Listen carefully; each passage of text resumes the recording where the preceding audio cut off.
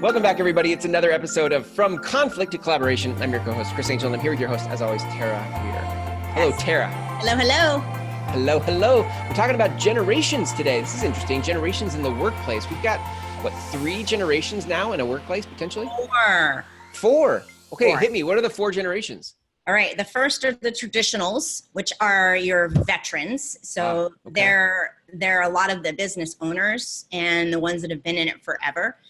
We have the baby boomers. Yep. And then we have the Generation Xers. And then we have the Generation Y, which are now more commonly referred to as millennials. Got it. Okay. Those 4. It's interesting, too, because there's a lot of different worldviews as you move through those different generations. Yeah. Big time. And those worldviews based on their experience, right, of what happened in the world when they were coming along really affects everything. It affects their values, their perspective, their needs, everything. Yeah, it's funny. I'm a Gen Xer, and knowing that about myself and knowing a little bit about the profile of a Gen Xer, like I totally relate to a Gen X. I'm like, oh yeah, I'm a rebel. I don't have anything for authority. I totally fit Gen X big time. Yes, me too. It's so funny. And I can see how that would really be a sticky wicket in a corporate setting if somebody's trying to tell me what to do. And I'm like, well, nobody tells me what to do. Right? Yeah. So what kind of problems do you see? Like when you go in and work with companies or as you've talked to different companies, what are some of the challenges that you see with having multiple generations in the same workplace? Well, within the workplace, the misunderstandings are very common. I think the rub, where we're not openly conflicting, but you're really bugging me and you're not showing up and working the way I want you to work. And I'm dissatisfied and I'm frustrated with you and vice versa. So that rub, where it simmers under the surface, that's very, very common. If leadership is in tune, they'll pick up on that. Often they may not, but we'll see one generation, which has been called by another generation as like the grumpy baby boomers, right? That they're frustrated with the millennials and how they're showing up, and the millennials kind of like not getting it, and really coming to the workplace in such a different way that there's a disconnect. Totally. And that disconnect is conflict, it's misunderstandings, it's alienation from each other, it's being very polarized. Yeah, I think it's good and healthy even to put on loudspeaker like the judgments we have about the other group, right? Like, absolutely. Like baby boomers are grumpy and baby boomers are like they don't think creatively. They're so stuck in their ways. They have to be right all the time. And then flip that around and I always hear millennials are lazy and want everything to be handed to them. Right. The win, we all are winners generation. And, yeah, you get a trophy for showing up. Right. And they want to not even show up. They want to work from home, like what? Yeah. Right. So it's there's a big divide amongst all of them, but there's such a gift. This is the beauty of it, that there's such a gift in having all 4 represented in the business place.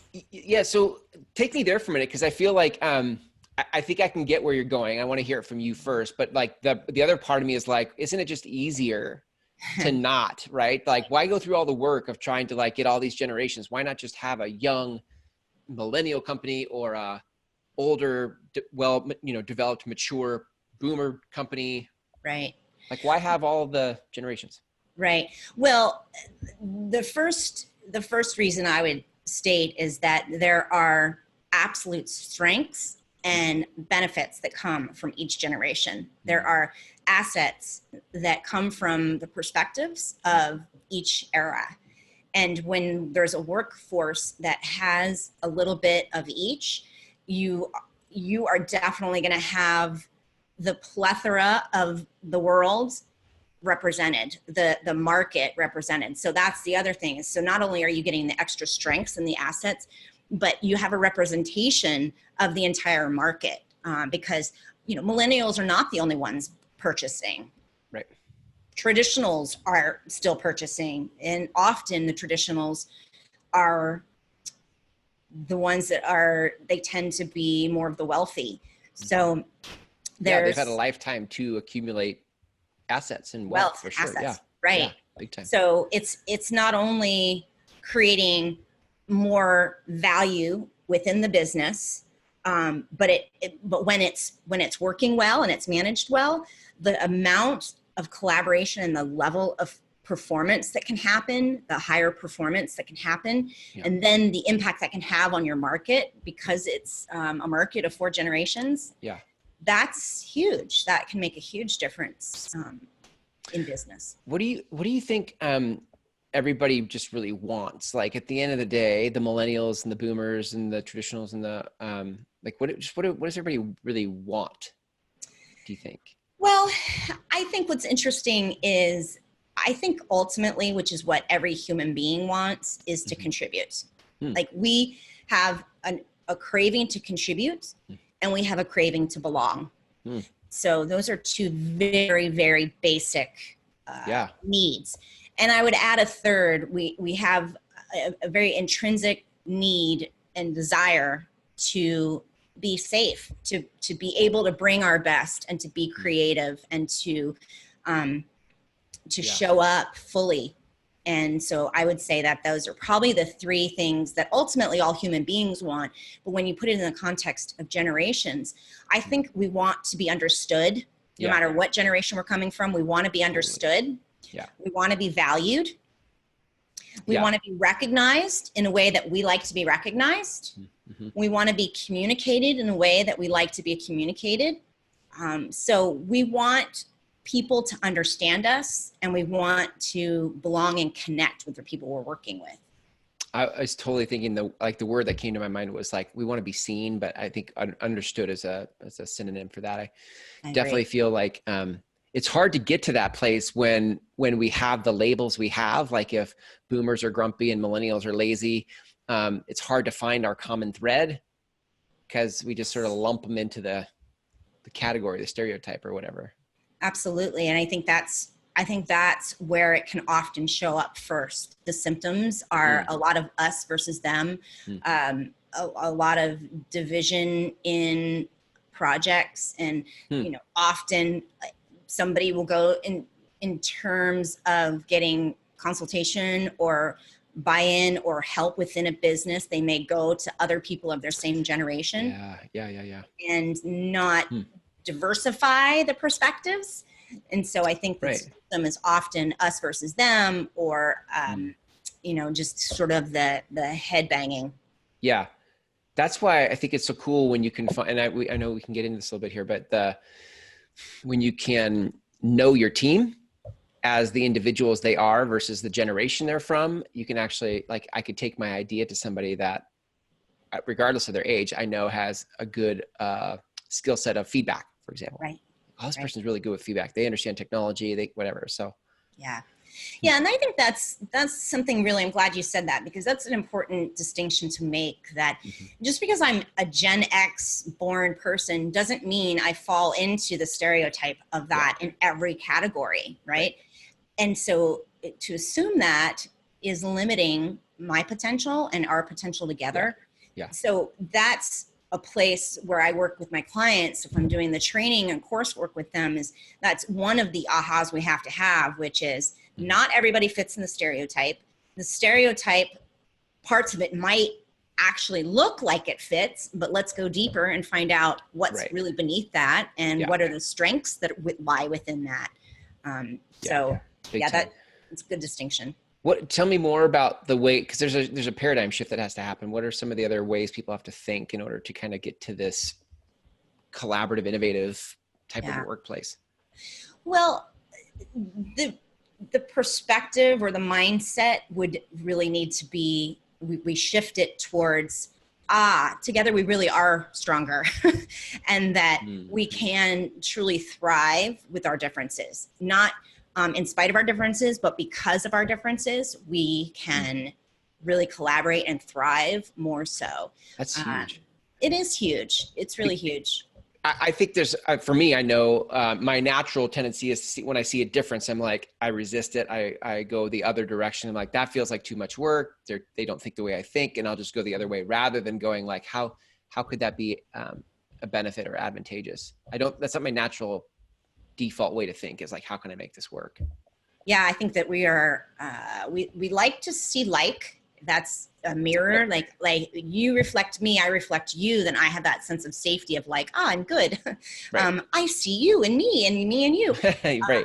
And that's been proven over, forever, that really limits our ability to connect with other people and our perspective in the work that we do, because it's, you don't want to have a team that all look like you, right? Or that all look like me, because then that's the only frame of mind that we have. And so it's the diversity, that buzzword of diversity. Yeah. It truly is a diversity of generation and perspective that is key. I love the idea of being able to benefit from both the wisdom and life experience of people who have been there way down the road from me, but also being able to harness some people who are maybe more flexible or nimble with changing environments, like to be able to come together and see what we can create together. It's cool to think about the possibilities there. Yeah. And there's a lot of really exciting possibilities, and not without the work. There's work that has to be done. Like you said, there's mindsets that have to shift, and it starts with naming, like we started naming the judgments we have, naming the stereotypes that we put people, the boxes we put them into, and then moving into, okay, so what are we here to do together? And do I want to be on the same team as this person? And how are we going to bridge that gap so that we can truly thrive? And then when we're thriving individually and together, then the company's thriving. Right. Yeah, that's, I was thinking about, like, if I were a millennial, I mean, especially if I'm fairly young in a company, if I'm a couple of years in, and other people have been there for 10, 20 years. I mean, there is some balance of like, I'm a millennial, not everybody has to listen to everything I have to say. Right. Like, but I also want to be groomed a little bit. If I were a millennial in a company, I'd want somebody to see or pull out of me my strengths. And so I feel like there's this opportunity to start coming together for like, how do we pull the best out of one another? Right. Right. Well, that's one of the leading tips for organizations that want to bridge those gaps. It's pairing them up. It's saying, okay, and it takes, I think, some work to get to where you can put them together and actually get good things out of it. But that's ultimately the beauty, is that because they're so different in these 4 generations, we can come together and pull out each other's strengths and be stronger for it. Right. That's part of what we do, but we do that together, and we do that in mentorship. I was gonna say, like, what are some of the actions we take to move to actually move this type of synergy into action? How do we do? Well, the first step, like we said, was to name it, is to call a spade, to talk about the elephant in the room, that there's division, that there's conflict, whether it's overt or covert under the surface, to name it, and to then name what's creating that. What are my judgments and what are my limiting beliefs about what to expect from you across the aisle, right? Starting there. Yeah, I think that's hard because that's a prickly conversation. I mean, most people don't enjoy it, and it's easy to get offended by it. So if people do try to have the conversation unrefereed, I think people can escalate into like grudges or name calling or whatever it is that feels like this wasn't productive. How do we make that type of naming it process productive? Well, that's a really great point, because it is so easy to repolarize, right? To say, okay, we're over here, now we're coming here, and okay, but now we've talked and we've offended and we're re-triggered and we go doing in the opposite direction. Right. And I think it's a skill set. That's where the skill set comes in. It isn't simply just the mindset that has to shift. But then that's where, what tools do I need to bring? Right. What self-awarenesses do I have to have? What kind of language, knowing what I know now about the different generations, what kind of language Right. can I bring to the table that will help open the conversation instead of send us both running? And so that takes management, and that takes management, management teams, management Yeah. people to go through a process and learn how to identify it, how to name it, how to start incorporating and bringing them together and closing those gaps. I do feel like unless there's somebody trained in the room, it's like one of those don't try this at home type of a thing. Like, Yes. like you really do need to name it. Like you really do need to have this moment where like all the masks come off and we have a very honest, real conversation about the judgments we have or the stereotypes we've been living in, with the structure and the facilitation of somebody helping the conversation move somewhere. Because if we don't get honest, then whatever we say we're going to do is just a ruse for going back to what we've been doing the whole time. Like, what did we, Absolutely. we got around and said like, this is really cool. And then we went back to our old patterns because nobody was honest about Right. what they really think about each other. Well, I think that's the value of having a facilitator. I think that's what I've found is coming from the outside. I can say things that are heard in a different light by coming from the outside. And I can say what's calling the spade the spade. Yeah. It's helpful. And then I can help facilitate that conversation because it has all the potential in the world to either go in a great direction or to plummet. Right. Yeah. And that is important to facilitate that process. I think a culture that gets really skilled at having these kinds of fierce conversations, like where we're really getting into what needs to be said and then being proactive and productive with moving it in a direction, has a huge advantage over other companies because they can take ground so much faster because they can move through their stuff so much faster. Absolutely. That's so true. And I think part of what we're talking about is emotional intelligence. And the more that somebody can develop that within themselves of saying, okay, I'm noticing that I'm experiencing this feeling and I need to manage that so that I can stay in this moment with this person and work through this conflict so that we can get to the other side together, not in two different directions.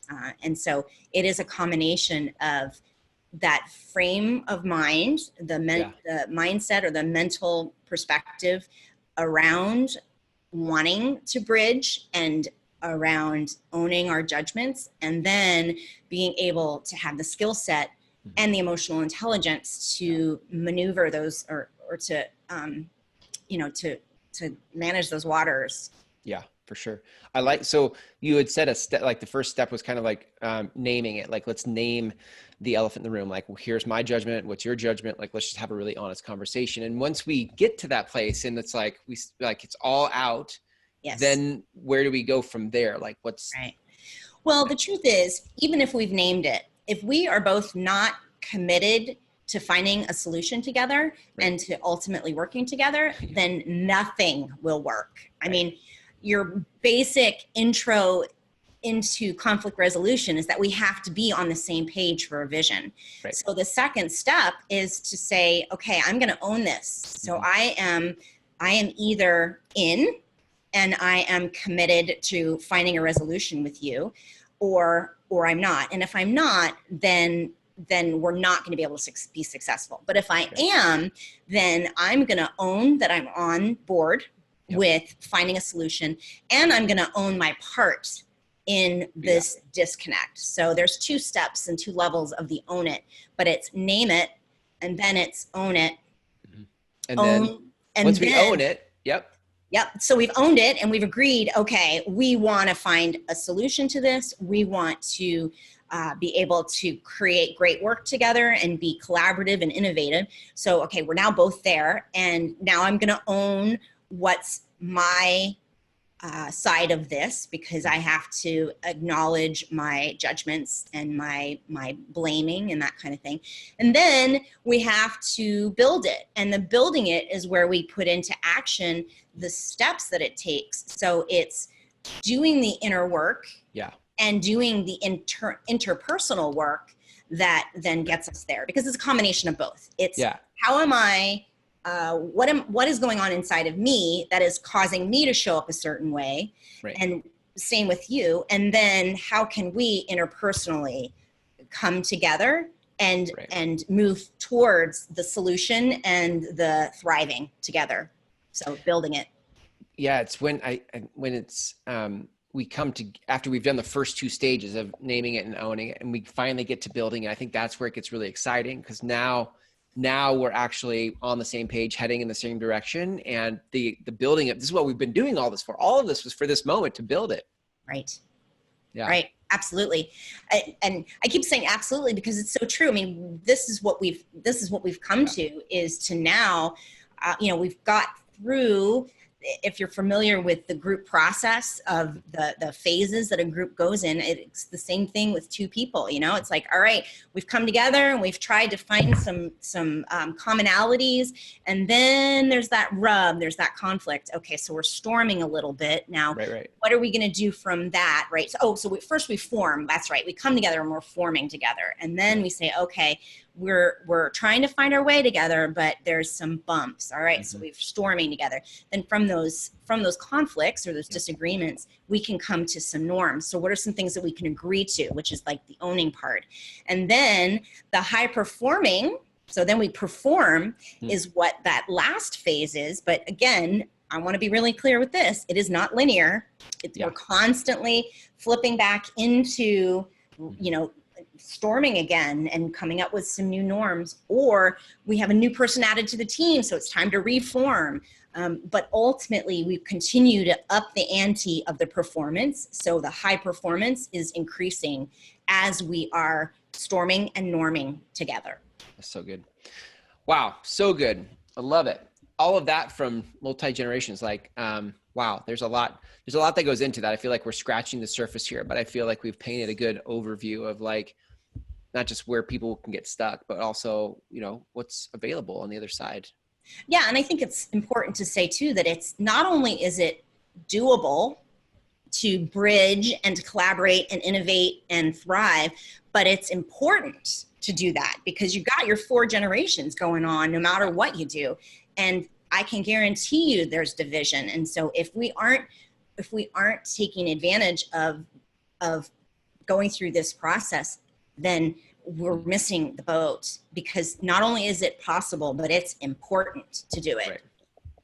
It's really good. I know that you will do these kinds of classes, workshops, team group work that kind of go through this type of a process. If people want to connect with you and learn more about how you can do that with and for them, how do people reach out to you?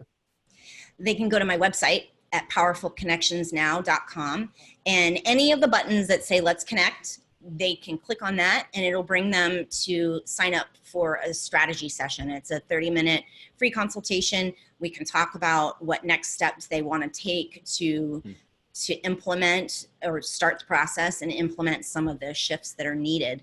And that's complimentary, and that's for us to explore and just talk strategy a little bit. Yeah, so good. Well, this is really important.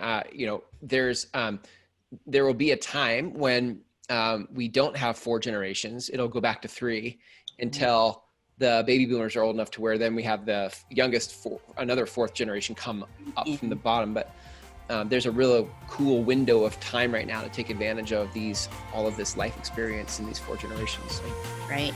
Super important work. Well, thanks, Tara, for a great episode. You guys can go to Powerful Connections now to connect with Tara. And Tara, until next time. Great. Take care. Thanks, Chris. All right. You too.